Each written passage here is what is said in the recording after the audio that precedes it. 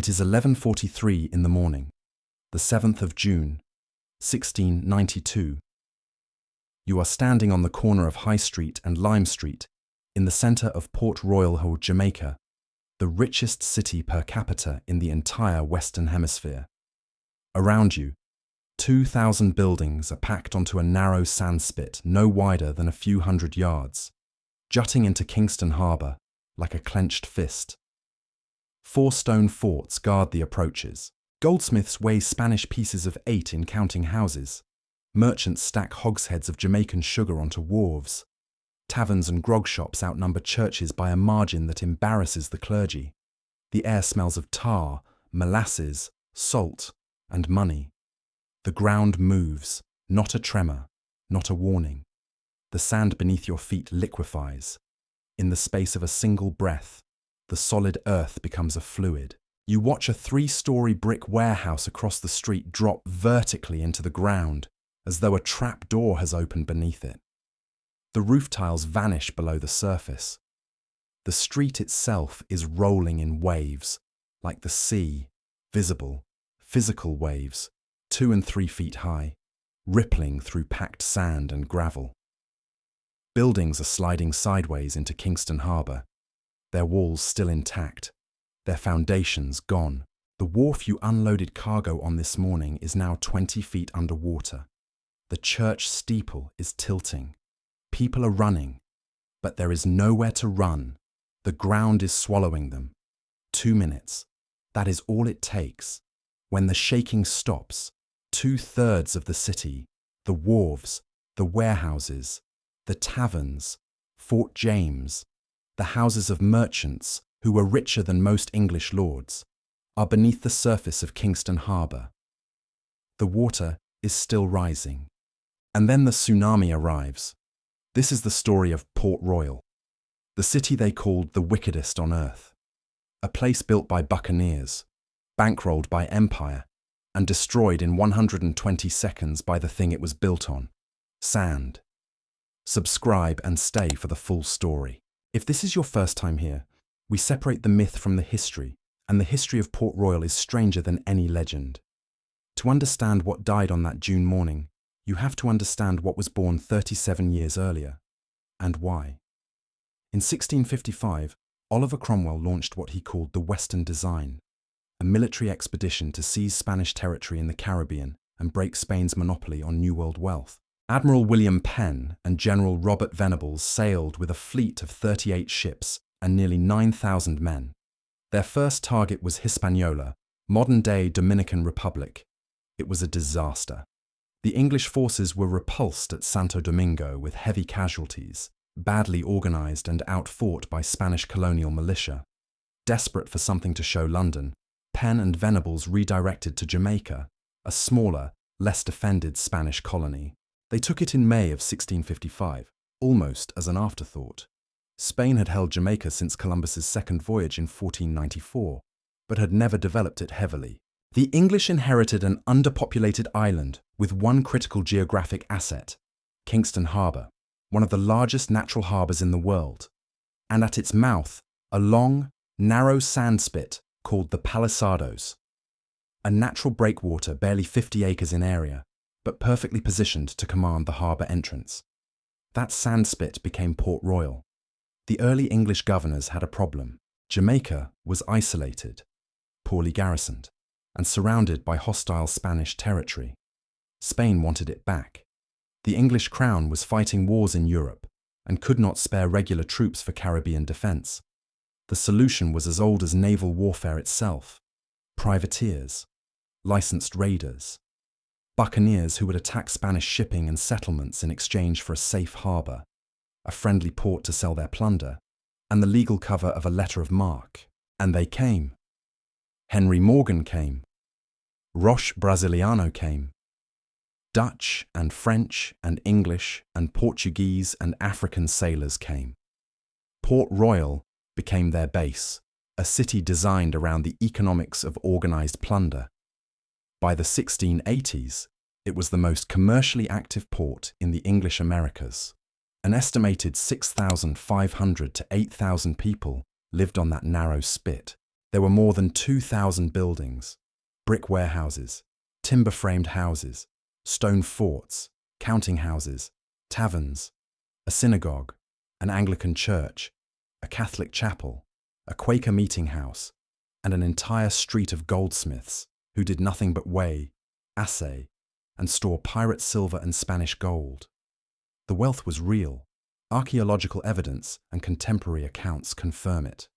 Port Royal had piped water before most English cities. Its per capita wealth exceeded that of any city in the English colonies, including Boston and New York.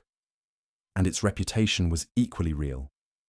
But that reputation requires some careful examination. No figure is more inseparable from Port Royal than Henry Morgan, and no figure better illustrates the city's impossible contradictions.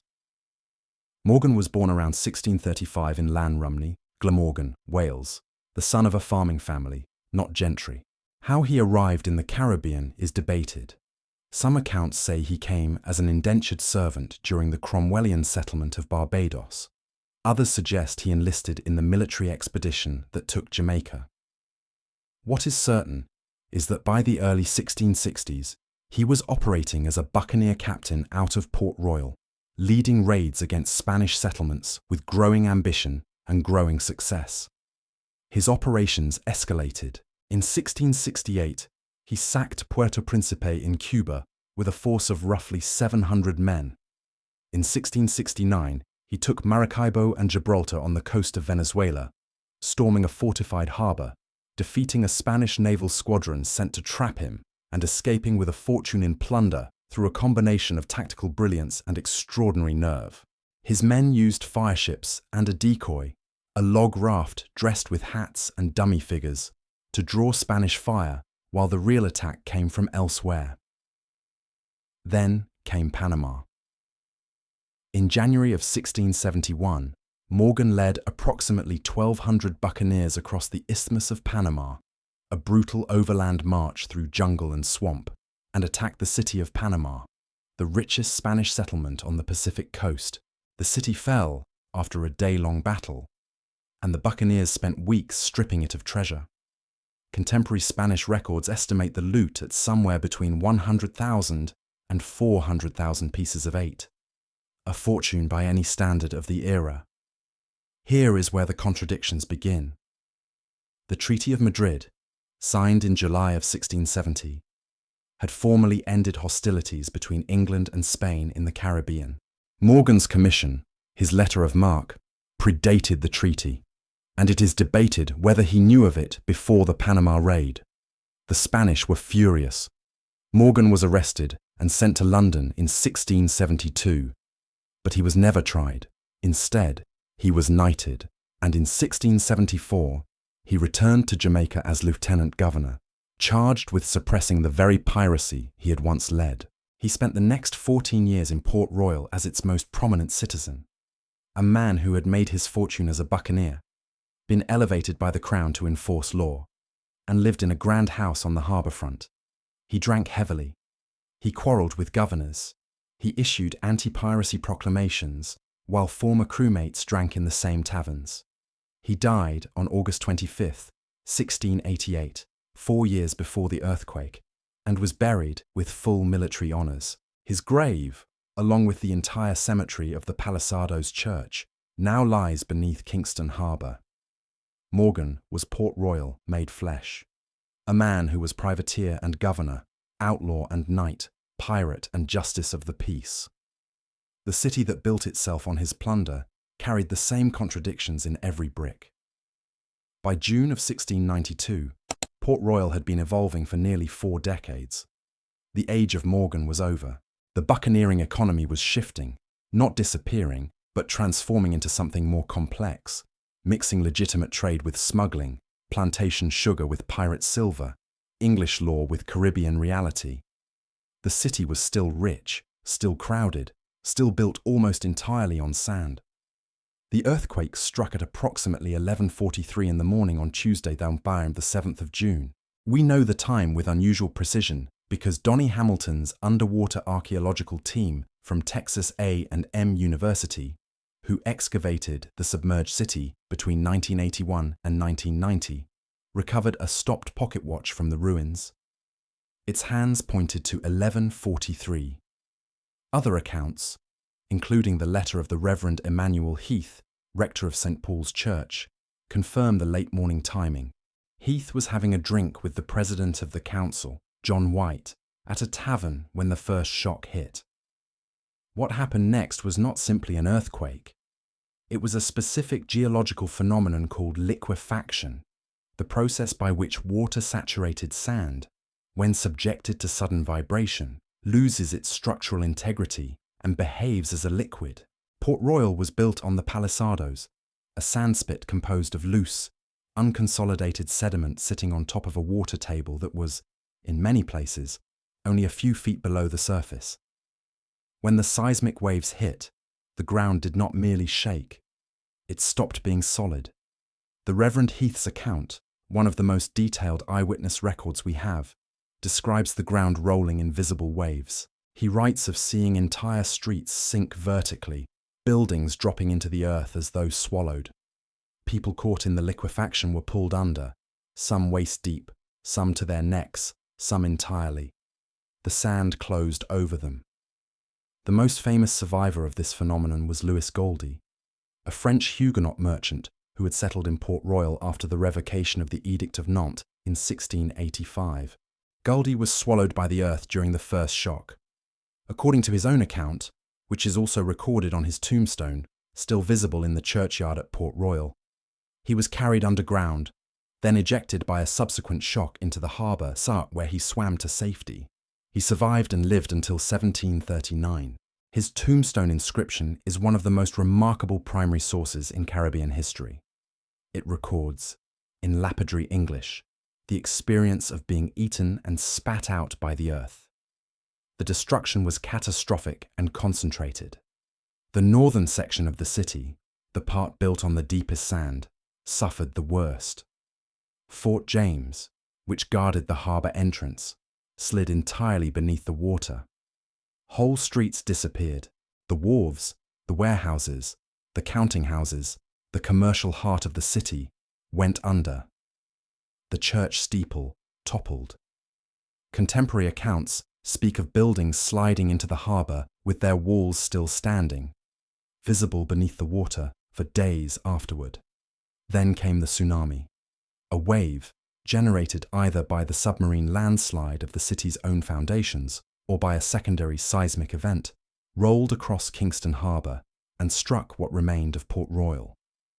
The frigate, HMS Swan, which had been undergoing repairs in the harbour, was carried over the rooftops of submerged buildings and deposited inland.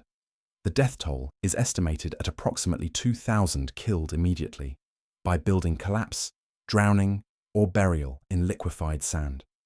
Another 3,000 are believed to have died in the weeks that followed from injuries, disease, and the chaos of a city with no functioning infrastructure. The survivors who could leave left.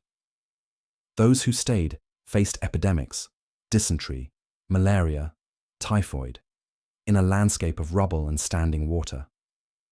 Port Royal never recovered. A fire in 1703 destroyed much of the rebuilt town. Another earthquake struck in 1722. A hurricane in 1726. The administrative capital moved to Spanish Town. Kingston grew on the far side of the harbour. Port Royal shrank to a fishing village, a tiny remnant sitting on top of its own drowned past. The destruction of Port Royal generated two completely different narratives, and they began forming almost immediately. The first was theological. To Puritan and Anglican commentators across the English-speaking world, the meaning of Port Royal's destruction was obvious. God had punished the wickedest city on earth. Pamphlets circulated in London within months. Sermons were preached. The Reverend Heath himself, who survived the earthquake and whose eyewitness account is invaluable to historians, framed the disaster in moral terms, though with more nuance than most. He noted that the people of Port Royal had been warned by earlier tremors and had not repented. The destruction, he believed, was proportional to the sin. The wickedest city on earth label, which has clung to Port Royal for over 3 centuries, originates in this period. It is not a modern invention. Contemporary observers, including visiting clergy, describe Port Royal as a place of extraordinary vice, gambling, prostitution, drunkenness, and violence on a scale that shocked even hardened sailors. There are accounts of buccaneers spending 2,000 or 3,000 pieces of 8 in a single night, fortunes that would buy a plantation, on drink and women. But here is where the historian has to be careful. Port Royal was also a functioning commercial city with goldsmiths, merchants, artisans, enslaved people, free people of colour, Jewish traders, Huguenot refugees, Quakers, and families. The archaeological record. Hamilton's excavations recovered thousands of everyday objects, pewter plates, brass candlesticks, clay pipes, children's toys, cooking pots, apothecary bottles, tells the story of a city that was domestic as well as debauched. The wickedest city narrative is real, but it is also selective.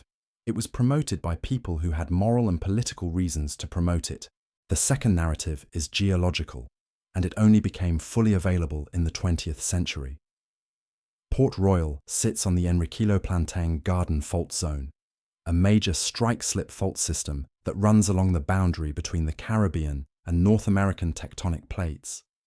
The 1692 earthquake was almost certainly a magnitude 7 or above event along this fault. The specific devastation of Port Royal, as opposed to other Jamaican settlements that survived the same earthquake with far less damage, was caused by liquefaction of the unconsolidated sand of the palisados. The city was not singled out by divine will. It was built on the worst possible foundation for earthquake survival: loose, wet sand on a fault line. Hamilton's archaeological work provided the physical evidence. His team mapped submerged building foundations, recovered artifacts in situ, meaning in the exact position they occupied at the moment of destruction, and documented the mechanics of the collapse. Buildings did not topple sideways as in a conventional earthquake. They sank vertically, their walls intact, their contents undisturbed inside until the water reached them. This is the signature of liquefaction. The pocket watch that stopped at 11:43 was found inside a building that had dropped 10 to 15 feet below the original street level, with its roof still on. Which narrative is true? Both contain facts. The geological record tells us why Port Royal was destroyed, its location, its foundation, and the seismic forces acting on it. The moral narrative tells us why people of the era believed it was destroyed, and that belief shaped policy, settlement patterns, and colonial thinking for generations. The historian's job is not to choose one and dismiss the other. It is to hold them both and understand what each reveals. Port Royal has never left the popular imagination, precisely because it is real, and precisely because it is underwater. When Disney's Pirates of the Caribbean, The Curse of the Black Pearl, opens in 2003, its first land sequence is set in Port Royal, a clean, orderly colonial town with a stone fort, a hanging scaffold, and a young Elizabeth Swann looking out over the harbour. It is a lovely piece of production design, but it is fiction built on fiction. The real Port Royal was not a neat colonial capital with a governor's mansion on a hill. It was a chaotic, overcrowded commercial port, where buildings were crammed together on a sandspit barely wide enough for 2 parallel streets, and where the governor's authority competed daily with the economic power of men who had sacked Spanish cities for a living. The fictional Port Royal serves as a symbol of English colonial order, the thing the pirates disrupt. The real Port Royal was the disruption. It was the place where piracy and empire were the same thing, where a knighted buccaneer served as lieutenant governor, and where the line between legal commerce and plunder was a letter of marque that could be issued on Monday and revoked on Friday. Video games, novels, and television have continued to use Port Royal as shorthand for the pirate golden age, usually placing it in the early 1700s. Decades after the earthquake had already reduced it to rubble, the sunken city has become a romantic image. Treasure chests on the seafloor, tavern signs waving in the current, a ghost city preserved in amber underwater. The reality as Hamilton's excavations showed, is more prosaic and more fascinating. Pewter spoons, broken clay pipes, a turtle shell, onion bottles, a brass pocket watch frozen at 1143. The real Port Royal is not a treasure trove, it is a time capsule. And what it preserves is not gold, but the texture of daily life in a Caribbean boomtown at the exact moment that daily life ended. If you go to Port Royal today, you will find a small fishing village at the end of the Palisadoes Road, a quiet place with a few colonial-era buildings, Fort Charles still standing, and the tombstone of Lewis Gauldie in the churchyard. The harbour is calm, the water is shallow. It does not look like a graveyard, but it is. Beneath Kingston Harbour, less than 40 feet down in places, lie the streets of the richest city in the 17th century Americas. Building foundations still stand on the sea floor, their brick walls encrusted with coral. The street grid is still traceable. The objects Hamilton's team recovered, and the thousands more still buried in silt, are not pirate treasure in any cinematic sense. They are the belongings of people who were eating lunch, weighing silver, mending sails, pouring drinks, and arguing about the price of sugar at 11:42 in the morning, and who were underwater at 11:44. Port Royal asks the same question that every ruin asks, but it asks it with unusual force, because the destruction was so fast and so total. 2 minutes. Not a siege that lasted weeks. Not a fire that spread over hours. 2 minutes of the ground forgetting how to be solid. And an entire city, its wealth, its sins, its contradictions, its everyday pewter spoons, slipped beneath the surface and into silence. The Puritans said it was judgment. The geologists say it was liquefaction. The archaeologists say it was a Tuesday morning. Maybe it was all three. The sea does not moralize. It does not remember. It simply takes what is built on sand, and underneath the still water of Kingston Harbour, the wickedest city on earth is still there. Not wicked anymore, not rich anymore, not anything anymore except quiet and dark and perfectly preserved, waiting for someone to come down and listen.